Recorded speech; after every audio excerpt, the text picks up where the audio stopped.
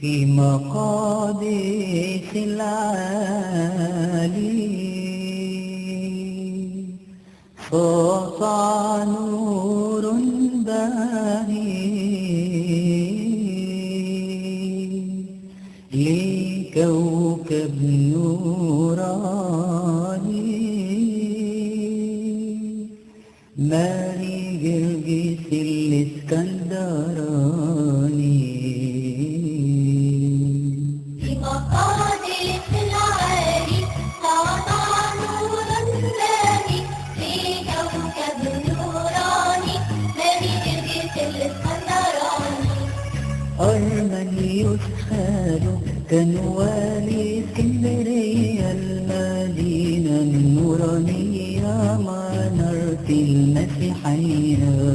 أبوه أيضا قاتل من عتبات الأوثان لكنه غير شبعا بإله صنع الإنسان. دبر صنعي خيرا ظروف وترتيبات بها يدرك ملك السماوات يسوعنا رب القوات. سافر للتجارة فكانت له سنارة إذ كان عيد روحاني للبطل الروماني. مدينة الشام بأسرها تقيم اليوم حفلها لتكرم شهيدها ماري جرجس حبيبها.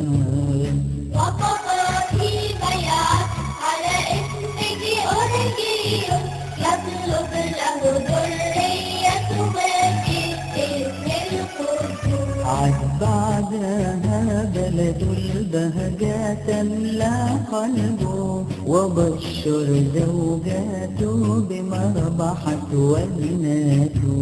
قضيا بمنتهج ليطلب الثاني بالأسقف الجالي باسم الثالوث المجيد. فجاب الله طلبهما وبنسل رزقهما أسمي ولدهما جرجس كشفيعهما. ويبر هذا الطاهر ويبر صلاه للصلاة والسامر وللشيطان قادر. مرت بنتي خاله آمن بتعالى سمعت ألحانه انجذبت بحرارة. سألت جرجس الحل عما سمعته يقال من أنغام الحنان إلى كل الأجيال.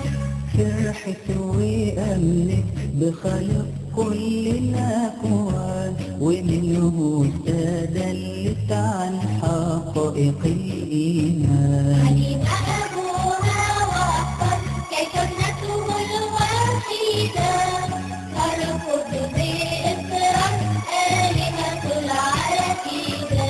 طلب موتها في الحل ونفذ ما قال لقولي هذا محل أن أسجد للتمثال. بعدها اكتئب مرت يبو الثارة قالوا جرجس السبب لكل هذا التعب.